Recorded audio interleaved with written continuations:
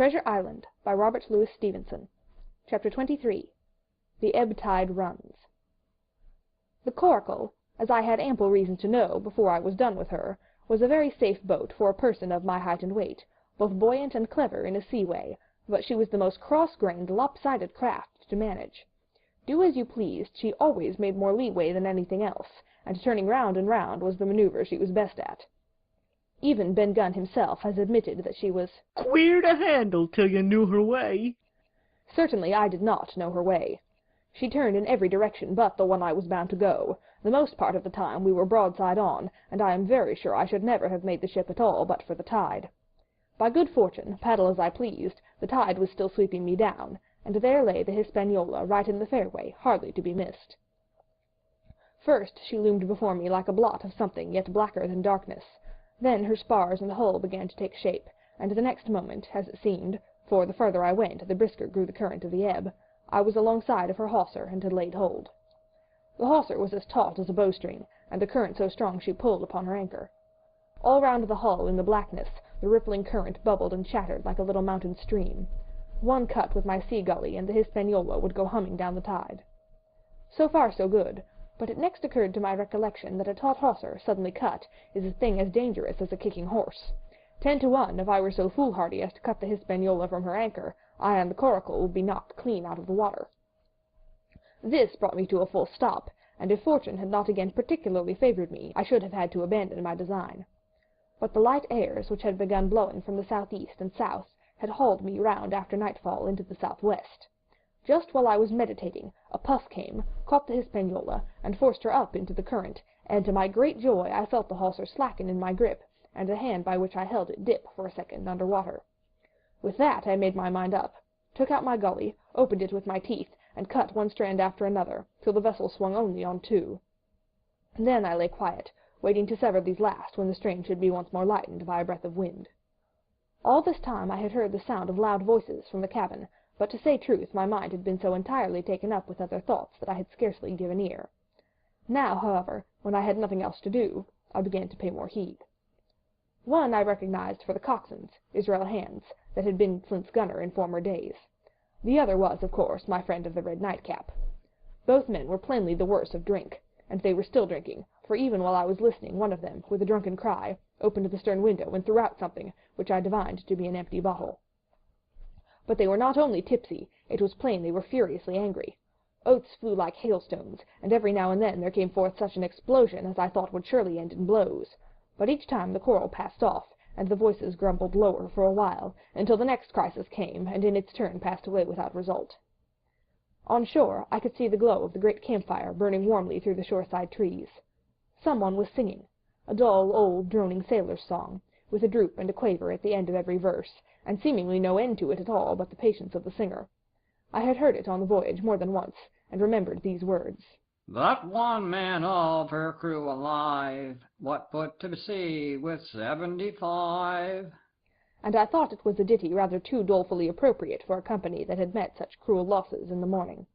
But indeed, from what I saw, all these buccaneers were as callous as the sea they sailed on. At last the breeze came, the schooner sidled and drew nearer in the dark. I felt the hawser slacken once more, and with a good tough effort, cut the last fibres through.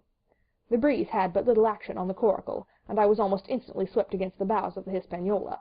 At the same time the schooner began to turn upon her heel, spinning slowly end for end across the current. I wrought like a fiend, for I expected every moment to be swamped, and since I found I could not push the Coracle directly off, I now shoved straight astern. At length I was clear of my dangerous neighbour, and just as I gave the last impulsion, my hands came across a light cord that was trailing overboard across the stern bulwarks. Instantly I grasped it. Why I should have done so, I can hardly say. It was at first mere instinct, but once I had it in my hands and found it fast, curiosity began to get the upper hand, and I determined I should have one look through the cabin window.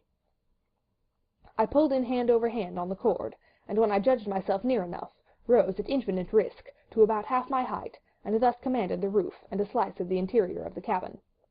By this time the schooner and her little consort were gliding pretty swiftly through the water. Indeed, we had already fetched up level with the campfire. The ship was talking, as sailors say, loudly, treading the innumerable ripples, with an incessant weltering splash, and until I got my eye above the window-sill I could not comprehend why the watchman had taken no alarm. One glance, however, was sufficient, and it was only one glance that I durst take from that unsteady skiff. It showed me Hans and his companion locked together in deadly wrestle, each with a hand upon the other's throat. I dropped upon the thwart again, none too soon, for I was near overboard.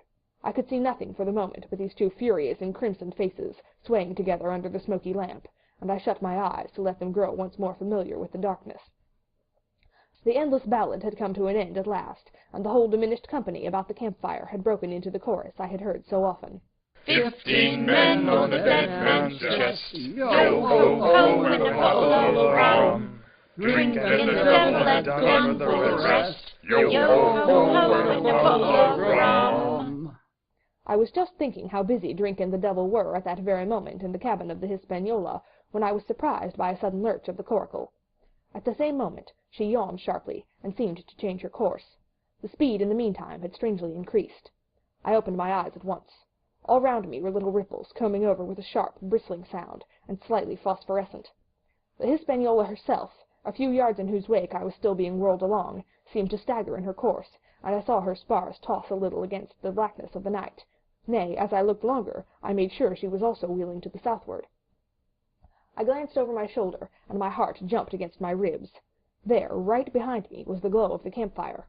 The current had turned at right angles, sweeping round along with it the tall schooner and the little dancing coracle, ever quickening, ever bubbling higher, ever muttering louder, and went spinning through the narrows for the open sea. Suddenly the schooner in front of me gave a violent yaw, turning perhaps through 20 degrees, and almost at the same moment one shout followed another from on board. I could hear feet pounding on the companion ladder, and I knew that the two drunkards had at last been interrupted in their quarrel, and awakened to a sense of their disaster. I lay down flat in the bottom of that wretched skiff, and devoutly recommended my spirit to its Maker. At the end of the straits I made sure we must fall into some bar of raging breakers, where all my troubles would be ended speedily, and though I could perhaps bear to die, I could not bear to look upon my fate as it approached. So I must have lain for hours, continually beaten to and fro upon the billows, now and again wetted with flying sprays, and never ceasing to expect death at the next plunge. Gradually weariness grew upon me, a numbness, an occasional stupor, fell upon my mind even in the midst of my terrors, until sleep at last supervened, and in my sea-tossed coracle I lay, and dreamed of home and the old Admiral Benbow. End of chapter 23.